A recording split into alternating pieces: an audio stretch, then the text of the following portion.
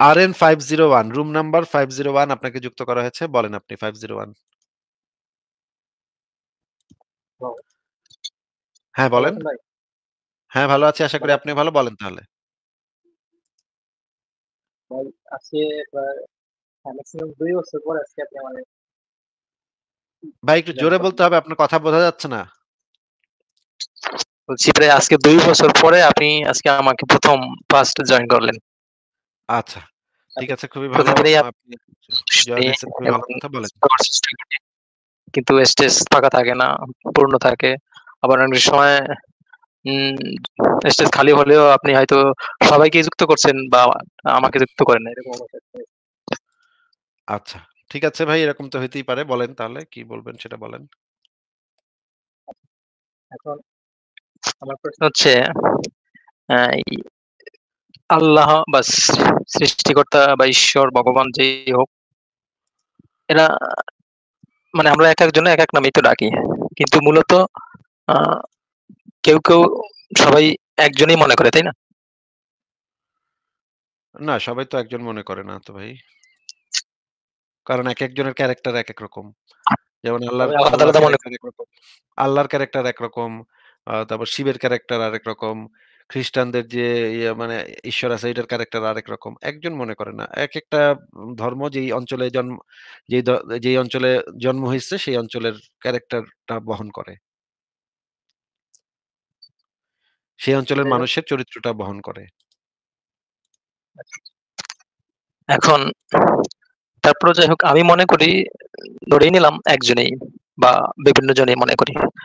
তো আল্লাহ তিনি বা নবী তিনি মানে চাঁদকে ২ টুকরো করে ফেলেছেন। তারপরে হিন্দুদের কি জানি হনুমান পাহাড় পর্বত এখান থেকে অন্য জায়গায় নিয়ে গেছে। এরকম একেকজনের একেক রকমের অন্যরকম একটা পাওয়ার, অন্যরকম একটা শক্তি। ঠিক আছে? তো আ ধরুন মানুষের জন্য বা মানব জাতির জন্য তিনি আমাদের মানে যখন খুশি তখন সে ইচ্ছা করলে যা কিছু তাই করতে পারে। সে চোখের ইশারায় বা মুহূর্তের মধ্যে মানে কথায় বলে না যে কি সৃষ্টিকর্তার ইশারায় একটা গাছের পাতাও নাকি লড়ে না। আছে না এই কথা না? হ্যাঁ, বলেন। তো তার এত বড় পাওয়ার। এখন ধরুন আমি যদি সাপোজ আমার মা-বাবার পেটে আমি জন্ম নিচ্ছি। ধরুন আমি যদি একটা অপরাধ করি বা একটা অন্যায় যদি করি, সেই অন্যায়টা আমার মা-বাবা বলবে যে, "তুই এই অন্যায়টা করিস না। এটা একটা খারাপ কাজ। বা এই চুরি ডাকাতি তুই এটা করিস না। এটা খুবই খারাপ কাজ।" সাথে সে মানে প্রটেক্ট করবে বা বাধা দিবে, প্রতিবাদ করবে, "তুই এটা করিস না।" তাই না? কিন্তু তার তো ওরকম কোনো অলৌকিক ক্ষমতা নাই। কিন্তু তারপরেও মা-বাবা চেষ্টা করে যে, "তুই অপরাধটা করিস না।" কিন্তু যিনি সৃষ্টিকর্তা আল্লাহ, তার তো অনেক অসীম ক্ষমতা। তিনি কি ইচ্ছা করলে পারেন না আমাদেরকে যে তুই এই কাজটা করিস না বা তার চোখের ইশারায় বা মুহূর্তের মধ্যে সে কিন্তু পারে না আমাদেরকে এই অন্যায় কাজ থেকে বিরত রাখতে? হ্যাঁ, হ্যাঁ, অবশ্যই ভাই আপনার পয়েন্ট ঠিক আছে, যুক্তি ঠিক আছে। আ আর কি কিছু বলবেন আপনি? সেটাই তাহলে তিনি তিনি কেন করছেন না? যদি তিনি থেকে থাকেন পৃথিবীতে বা ঈশ্বর নামে বা আল্লাহ নামে যদি কেউ থাকে, তাহলে তিনি কেন করছেন না? আমাদেরকে বাধা দিচ্ছেন না কেন? আমরা অপরাধ করতেছি, খারাপ কাজ করতেছি, চুরি ডাকাতি করতেছি, ইসরায়েল বুঝতে পেরেছি। আ বুঝতে পেরেছি ভাই, গাজায় আপনার বোমা পয়েন্ট ঠিক আছে, মারতেছে। আপনার যুক্তি ঠিক আছে। আ আ কিন্তু আরেন সে ভাই, কিছুই আপনার কথা পরিষ্কারভাবে বোঝাও যাচ্ছে না। আপনাকে তাহলে আজকে আমরা বিদায় জানাই। আপনার কথা পরিষ্কারভাবে বোঝা যায় না। ক্যাচ, ক্যাচ, ক্যাচ, ক্যাচ শব্দ করে মাঝখানে। আপনাকে তাহলে বিদায় জানালাম। পরের জনকে যুক্ত করি। আপনার পয়েন্ট ঠিক আছে, যুক্তি ঠিক আছে। কিন্তু আসলে মানে এত আ আপনার এই পয়েন্ট গুলা নিয়ে আসলে ইতিপূর্বে অনেক আলোচনা হয়ে গেছে। এই কারণে আর আর নতুন করে আলোচনার আসলে সেরকম দরকার নাই। আচ্ছা, পরের জনকে যুক্ত করি। 01 আপনাকে যুক্ত করা হয়েছে। আপনি বলেন তাহলে। আসসালামু আলাইকুম। আপনার উপরে শান্তি আমি বর্ষিত একজন হোক। বলেন। বয়স্ক লোক। আচ্ছা। আমি একজন বয়স্ক লোক। আমি তো কথাবার্তা খুব একটা গোছাই বলতে পারি না। তারপরও একটু আগে যে ভদ্রলোক বলছিল যে আল্লাহর বিনা অনুমতিতে বা ইশারায় গাছের একটা পাতা নড়ে না বা পড়ে না। তাহলে আমরা এই যে লাইভ করতেছি, আসিফ ভাইয়ের সাথে কথা বলতেছি, বাংলাদেশ কোথায় আর আসিফ কোথায়? কেউ তো আল্লাহর ইচ্ছা নাকি? অবশ্যই এগুলা কোরআন হাদিসেই লেখা আছে। এগুলো সব আল্লাহর ইচ্ছায় হচ্ছে। আচ্ছা আচ্ছা, এখন আমার কথা আছে, কয়েকদিন আগে কোন মসজিদের গেট ভাঙিয়ে 15 কান না 20 কান কোরআন শরীফের ভিতরে পায়খানা করে ঢুকুই রাই চলে গেছে। সকালবেলা ইমাম সাহেব এসে খুলে দেখা যায় সারা ঘরে গন্ধ গন্ধ। তো তারপরে মোটামুটি আর কি নামাজ তো ওই মসজিদে আর হয়নি, তো একেবারে অপবিত্র হয়ে গেছে। তাহলে এগুলো তো আল্লাহর ইচ্ছাই হয়েছে। অবশ্যই, অবশ্যই কি বলেন 100% বলেন? আল্লাহর ইচ্ছা হয়েছে। আ ভাই আলহামদুলিল্লাহ, আলহামদুলিল্লাহ, শুকর আলহামদুলিল্লাহ। আপনি যদি হ্যাঁ বলেন। এই যে আপনি কি এই হাদিসটা দেখতে পাচ্ছেন স্ক্রিনে? হ্যাঁ দেখতে পাচ্ছি, কিন্তু আমি পড়তে পারবো না, আমার এখন চোখ অত ভালো নেই। আচ্ছা, আচ্ছা তো চোখ ভালো আপনি নাই। বলেন, বললি আমি ঠিক আছে, বললি বুঝবা। ঠিক আছে আমি আপনাকে পড়ে শোনাচ্ছি। দেখেন আপনি মনোযোগ দিয়ে শুনেন। কারণ খুবই ইম্পোর্টেন্ট হ্যাঁ একটা হ্যাঁ। হাদিস এটা। এই হাদিসটার ভিতরে যেটা লেখা আচ্ছা আছে এটা হচ্ছে সুনান আবু দাউদ শরীফের তাহকিককৃত সহিহ হাদিস। হাদিস নাম্বার হচ্ছে 4703। এখানে বলা হচ্ছে রাসূলুল্লাহ সাল্লাল্লাহু আলাইহি ওয়াসাল্লামের নিকট প্রশ্ন করতে শুনেছি। রাসূলুল্লাহ সাল্লাল্লাহু আলাইহি ওয়াসাল্লাম বলেছেন, মহান আল্লাহ আদমকে সৃষ্টি করার পর স্বীয় ডান হাতে তার পিঠ বুলিয়ে তা থেকে তার একদল সন্তান বের করে বললেন, আমি এদেরকে জান্নাতের জন্য সৃষ্টি করেছি এবং এরা জান্নাতবাসীর উপযোগী কাজই করবে। অতঃপর আবার তার পিঠে আচ্ছা পিঠে হাত বুলিয়ে একদল সন্তান বের করে এনে বললেন, এদেরকে আমি জাহান্নামের জন্য সৃষ্টি করেছি এবং জাহান্নামীদের উপযোগী কাজই করবে। এ কথা শুনে এক আচ্ছা। ব্যক্তি বলল, হে আল্লাহর রাসূল, তাহলে আমলের কি মূল্য রইল? রাসূলুল্লাহ বললেন, মহান আল্লাহ যখন কোনো বান্দাকে জান্নাতের জন্য সৃষ্টি করেন, তখন তার দ্বারা জান্নাতবাসীদের কাজই করিয়ে নেন। শেষে সে আহ জান্নাতীদের কাজ করেই মারা যায়। আর আল্লাহর বিনিময়ে তাকে আচ্ছা জান্নাতে প্রবেশ করান। আর যখন তিনি কোনো বান্দাকে আচ্ছা। জাহান্নামের জন্য সৃষ্টি করেন, তখন তার দ্বারা জাহান্নামীদের কাজ করিয়ে নেন। অবশেষে সে জাহান্নামীদের কাজ করে আলহামদুলিল্লাহ। মারা যায়।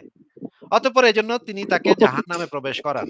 এটা হচ্ছে একদমই সহিহ হাদিস, কিন্তু এই যে পিঠে হাত বোলানো এই কথাটা বাদ দিয়ে পুরাটা হচ্ছে একটা সহিহ হাদিস, তাহকিককৃত সহিহ হাদিস। মানে আল্লাহ পাক কিছু লোকরে জাহান্নামের জন্য যাদের সৃষ্টি করছে তাদেরকে দিয়ে জান্নাতের জন্য যাদের সৃষ্টি করছে তাদেরকে দিয়ে জান্নাতীদের কাজ করায় নেয়। জাহান্নামের জন্য যাদেরকে সৃষ্টি করছে তাদেরকে দিয়ে জাহান্নামের কাজ করায় না। তো ওই যে কোরআনের উপরে যারা হাকু করছে, তাদেরকে তো আল্লাহ পাক জাহান্নামের হ্যাঁ। জন্য সৃষ্টি করছে এবং আল্লাহ পাকই তো তাদেরকে দিয়ে সেই কাজটা ও করায় নিচ্ছে। তাহলে তো হাগুটা আসলে হ্যাঁ ওই লোকেরা হ্যাঁ। করে নাই, হাগুটা করছে আল্লাহ পাক। আচ্ছা আচ্ছা আচ্ছা, ও যদি করায় নিয়েছে তাই তো। ও আচ্ছা হ্যাঁ, আচ্ছা আচ্ছা। খুব ওই আল্লাহ সুন্দর পাকই করায় সুন্দর নিছে। জবাব। তো আমি হ্যাঁ হ্যাঁ, আমি এইরকম একটা জবাব চাচ্ছিলাম, পাইছি। হ্যাঁ। আর আর একটা কথা, আপনার এই যে এই লাইভ এগুলো তো ভিডিও আকারে ছাড়িয়েছেন তো আজ না। আমি 15-16 সালের থেকে এই পর্যন্ত কয়েকশো ভিডিও, এই তোমার আছে আপনার আছে, আমি আমার 67 বছর বয়স, তোমার কোনো ভুল হবে না। আচ্ছা, আচ্ছা বলেন, আহ, কোন সমস্যা নেই এই বলেন। এই ভিডিও গুলো আমি দেখি, বিভিন্ন জায়গায় দেখি, তর্ক বিতর্ক। তবে ধৈর্যের, মাঝে মাঝে তো ধৈর্যের আমার বাদ ভেঙে যায়, কিন্তু তোমার যায় না। দেখি আর কি, যে সমস্ত কথাবার্তা মানে সেটি পেলেও তো দেখি, ওই বহুত কিছু জুতো টুতো দেখায়, আপনার দেখায়, মাতৃ যায়, বহুত কিছু দেখায়, তাও দেখেছি, ও ভিডিও দেখেছি। হ্যাঁ। তা হ্যাঁ, যাই হ্যাঁ হোক, এরকম মোটামুটি হয়েছে। কথা, আমি একজন সারাদিন আমার কাজ হচ্ছে এই কানে ইয়ারফোন দিয়ে সকাল 10টা থেকে রাত 10টা 11টা 12টা পর্যন্ত, এই হলো আমার বিনোদন। এর ভিতরে এই আছে, এটা যে আগে জানতাম তাহলে অনেক আগের থেকে আমি অনেক রকম করতে পারতাম, কিন্তু যে পয়সা করি, জ্ঞান বুদ্ধি বিবেক নষ্ট করে ফেলেছি, এত আর পাওয়া যাবে না। এখন তো আমার কবরের চিন্তায় ফেরাই আছি, যেটা স্বাভাবিক মানুষ করে। আর আমি সেই 80 সালের থেকে আহ আমি নাস্তিক, নিজে নিজেই মনে করে নাস্তিক, কিন্তু কেউ জানে না। সেই 80 সালে যখন বিশ্বকাপ দেখলাম, তখন রাত 9টা 10টা 11টার সময় বিভিন্ন মাঠে খেলা হয়েছে, ওই যে জায়গায় বিশ্বকাপ খেলছে, বিদেশে এক একদিন এক এক মাঠে খেলা হতো, তো ওই দেশেরই 1-2 ঘন্টা 1.5 ঘন্টা ডিস্টেন্স ওই দেশের। আজকে ধরেন ঢাকায় খেলা হবে, বিকেল 5টায়, কালকে হবে খুলনায় বিকেল 5:30টায়, পরশুদিন হবে যশোর 6টায়। তাহলে এক দেশের ভিতরে একই সময়ের ভিতরে ওখানে 1 ঘন্টা আধা ঘন্টা ডিস্টেন্স, ওই দেশের ভিতরে খেলা হচ্ছে বিভিন্ন শহরে, বিভিন্ন জেলায়। সেখান থেকে আমি মনে করলাম যে এই এই যে আমাদের এখানে রাত 9টা 10টা 11টায় আমরা খেলা দেখতেছি, আবার ওখানে দেখতেছি কোনো স্টেট, কোনো লাইট জ্বলতেছে না, সূর্য দেখা যাচ্ছে বিকাল বেলা, একেবারে ফ্রেশ দেখতেছি বিকাল বেলা। এবং ওই ওই গ্যালারির পাশে যখন দেখাচ্ছে, তখন ওর বাইরে বিভিন্ন জায়গা দেখতেছি, সেখানে লোকজন টিকিট কাটতেছে বা ঢুকতেছে স্টেডিয়ামের ভিতরে, সব দেখা যাচ্ছে বিকেল বেলায়। এবং খেলা হাফ হয়ে গেল, স্টেট লাইট জ্বলল। এখানে তো আর আমার বুঝতে বাকি থাকবে। সেখান থেকে আমি মনে মনে যে এ কি কায়দা, সূর্য নাকি আল্লাহর কিসের তলে চলে যায়, আবার সকালে যখন ওঠে তখন ওই আল্লাহর অনুমতি নিয়ে ওঠে। তো আমার মাথা তো নষ্ট হয়ে যায়, আমি জানবো কার কাছে এই সমস্ত ব্যাপার, জানবো কার কাছে, জানার তো কোনো কায়দা নেই। তো যাই হোক, 86 থেকে 2015-16 এরকম সময় আসি আমি এই একটা ভালো মোবাইল কিনলাম, এই টাচ মোবাইল। তো ওই টাচ মোবাইল যখনই কিনলাম তখনই কিছু জ্ঞান আসলো আমার, যে হ্যাঁ পৃথিবী এবার দেখতেছি আমি। এখন যদি আমি আমেরিকায়, আমার হয়তো কোনো আত্মীয় আছে, আমার বন্ধু বান্ধব আছে, তার কাছে যদি আমি এখন ওই হোয়াটসঅ্যাপ আর একটা কি কয়, আমি যদি কথা বলি, তা ওরা এখন তো আজকে তো এখন তো ধরেন 10টা বাজে, ওখানে হয়তো সকাল 10টা।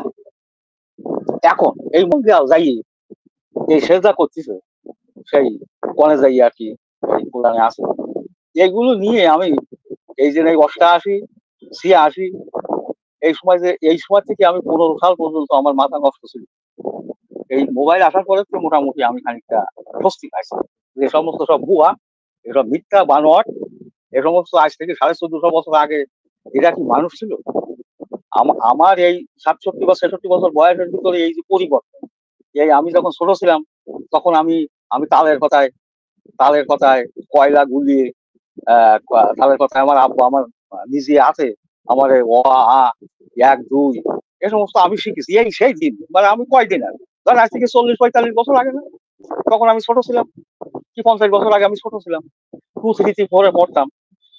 এ বুঝলি আমি বেশি আমার শিক্ষা প্রয়োজন আমি মনে করিনি, এগুলো বুঝলি। তারপরে আজ থেকে 15-20 বছর আগে আপনার মা, আমার মা, আপনার দাদি ওই শামাকের কৌটোর মধ্যে এক রকমের ছাই দিয়ে আর এই মতিয়ার তামাক দিয়ে তামাক পোড়া বানাইতো, মুখে দিত। এখন কি একটা লোকের মুখে ওই দেখতেছে? এখন সিগারেট, ভালো ভালো দামি দামি সিগারেট, এসবগুলো আমরা খাচ্ছি। কয়দিন আগের ব্যাপার। এই কয়দিন আগে দেখিতে দান বানতো আমার মা, চাষিরা, দাদিরা দান বানিয়ে অনেক সময় দেখা যাচ্ছে দুপুর পার হয়ে গেছে, তাও দান বানা হয়নি। তখন আমরা ভাত খেতে গেলি, অনেক সময় ফ্রিজে লাগতো, দান বানা হয়নি, তা খাবো কিন্তু। এগুলো আর এখন নেই। এইরকম সমস্ত কিছু পরিবর্তন হয়ে গেছে কয়দিন, আমাদের বয়সে কয়দিন, এই 40-50 বছরের ভিতরে আহামরি পরিবর্তন। এইগুলো যদি আমরা সচেতন হইয়ে, শিক্ষিত লোক হইয়ে এগুলো বুঝতে পারতেছি না, আমি বুঝবো কারে? আর এই যে কথা বলতেছে আমি একেবারে এমন এক জায়গায়, সেখানে আর কোনো কেউ নেই, তাই বলতে পারতেছি, তারা তো এখানে লোকের সামনে তো আমি এই কথা বলতে পারতাম। হ্যাঁ, তাহলে তো বিপদ এসবগুলো আছে। নিয়ে খুবই বিপদ। বাড়ি যাই দেখতেছি যে তাহাজ্জুদ পড়তেছি সকাল বেলায়, আমার ফ্যামিলির যারা আরো সদস্যরা আছে তারা সব ঢাকাঢাকি শুরু করে দিয়ে, ছেলেমেলি গুলো ঘুম হচ্ছে, তারা হয়তো 4 5 পড়ে, 6 7 পড়ে, তাকে ডাকি তুলতেছে মসজিদে যাও, তাই কিন্তু কম কঠিন, তারা তো 11টা পর্যন্ত বই পড়ে, কিন্তু মসজিদে যাইতে হবে।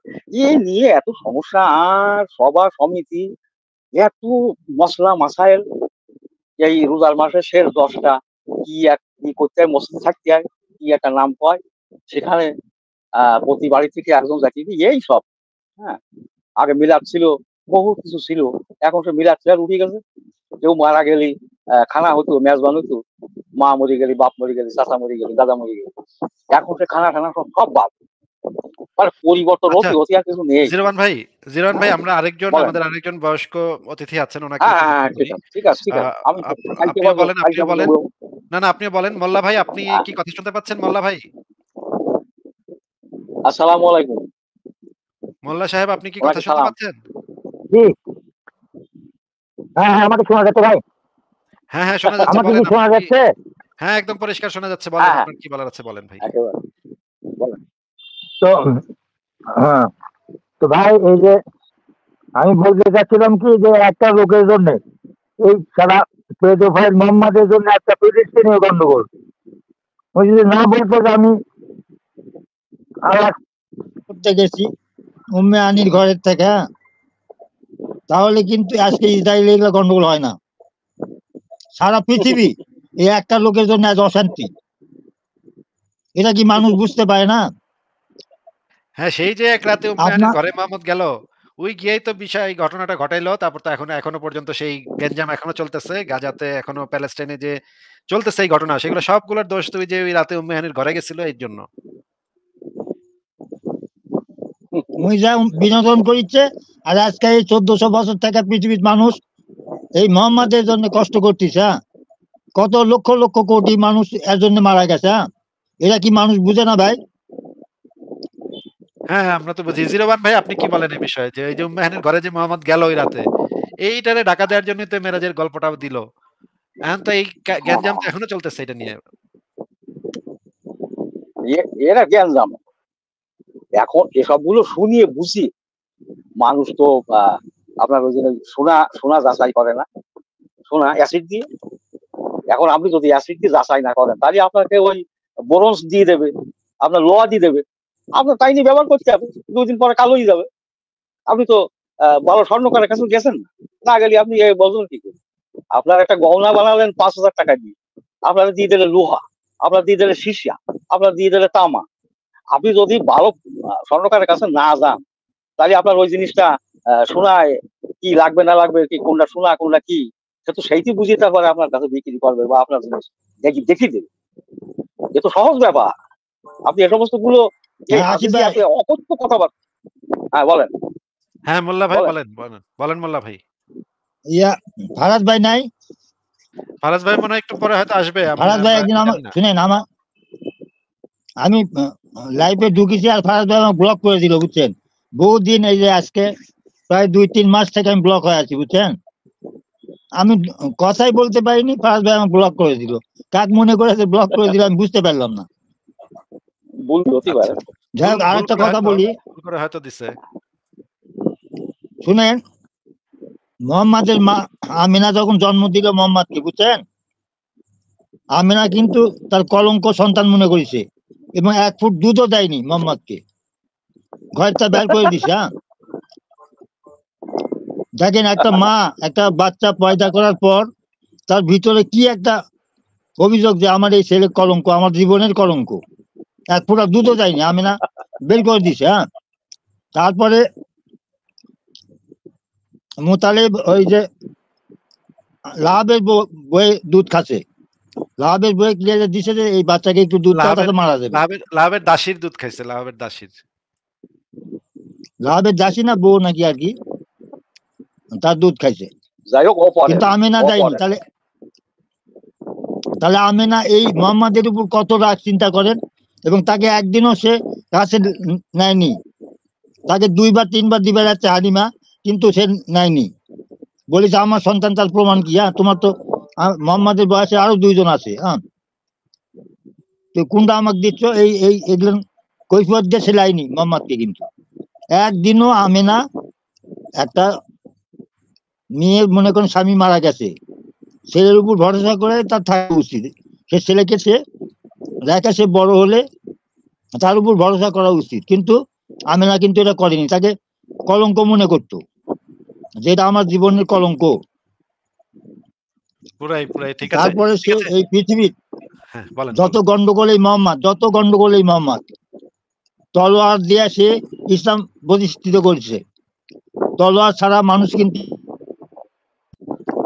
মানুষকে না মারলে, এই জন্য কিন্তু এই যে হাদিসে ওর বিরুদ্ধে যেগুলো কথা লেখা গেছে, ওর বিরুদ্ধে যেগুলো লেখা গেছে, আপনার মোল্লা ভাই, আপনার কথা আর পরিষ্কার বোঝা যাচ্ছে না। তাহলে আপনাকে বিদায় জানাই মোল্লা ভাই। ভালো থাকেন। আপনার কথা শুনে ভালো লাগলো। জিরোয়ান ভাই, আপনি বলেন তাহলে আপনার আমি আর কিছু বলার আছে কিনা? মোল্লা ভাইকে আমি বলছি, মোল্লা ভাই শুনতে পাচ্ছে কোনটা কি জানি, ওনার কথা তো আসলে স্পষ্ট না। তারপর উনি কি আমাদের কথা শুনতে পাচ্ছে ভালো? হ্যাঁ, মোল্লা উনি ভাই আমাদের বলেন কথা তো। শুনছে, কিন্তু ওনার কথা আমরা ভালোভাবে শুনতে পাই নাই। আচ্ছা আচ্ছা। আমরা আমরা বাংলাদেশে বসবাস করি, পৃথিবীর বিভিন্ন দেশে মানুষ বসবাস করে। তবে বাংলাদেশের ক্ষেত্রে দেখবেন যে অনেক সময় অনেক বাচ্চা ছেলে অথবা মেয়ে ওই ড্রেনে পাওয়া যায়, জীবিতও পাওয়া যায়, মৃতও পাওয়া যায়। এর কারণ কি? এর কারণটা কি? এই কারণগুলো উদ্ঘাটন করলে ওই কারণটা আপনি পাবেন। আমার জ্ঞানে বা আমার বুদ্ধিতে আমি যেটুকু বুঝি, ও গ্রামেও পাওয়া যায়, শহরেও বেশি পাওয়া যায়। নর্দমার ভিতরে আহ গ্রামে খানাখন্দকের ভিতরে অনেক সময় কুত্তিও খেলে, তাও পাওয়া যায়। এই যে সন্তানগুলো বা এই বাচ্চাগুলো মানুষ ফেলি দেয়। এ তো ফেলি দেওয়া জিনিস না, কিন্তু ফেলি দেয় কেন? ওরক তো দুধ খাতে দিইনি, এক ব্যাপার, কিন্তু ও যে খানায় ফেলে দিইনি, এই তো সৌভাগ্য কমা। বুঝতে পারছি হ্যাঁ, ঠিক আছে। আসিফ ভাই, জিরান ভাই আপনার সাথে কথা ঠিক বলে আছে না? খুবই ভালো লাগতেছে, খুবই ভালো লাগতেছে। আপনাকে কিন্তু আমাদের হ্যাঁ ব্যাকস্টেজ ভর্তি হয়ে গেছে। এখন অনেক মুমিন চলে আসছে। আপনাকে তাহলে আমার ঠিক আছে, ঠিক বিদায় আছে। জানাতে হবে। আপনি আবার আরেকদিন হ্যাঁ যুক্ত হ্যাঁ হ্যাঁ, হয়েন, কোনো আবার কথা সমস্যা বলব। নেই। ও আর সবসময় আমি একেবারে রেডি, কোনো সমস্যা ঠিক নেই। আছে, আপনি ঠিক আছে। দোয়া করুন, অন্য মানুষ নিয়ে আসেন। আচ্ছা, ভালো থাকবেন। আলহামদুলিল্লাহ, আপনার সাথে কথা ভালো বলে থাকবেন। ভালো লাগলো। হ্যাঁ হ্যাঁ আচ্ছা, হ্যাঁ হ্যাঁ, আরো শুভরাত্রি। ভালো ভালো কথা বলবেন। ঠিক আছে। তাহলে আপনাকে বিদায় জানাই আজকে আমরা। ২ জন বয়স্ক মানুষের সাথে আমরা কথা বললাম। ২ জনই নাস্তিক। মোল্লা ভাই তো পুরা মানে ভয়ংকর নাস্তিক। পুরা কপি পুরাই নাস্তিক আরকি। পুরা আইসা বলতেছে মানে ঠিক আছে, আপনার কথা শুনে ভালোই লাগলো। ঠিক আছে, পরের জনকে যুক্ত করি।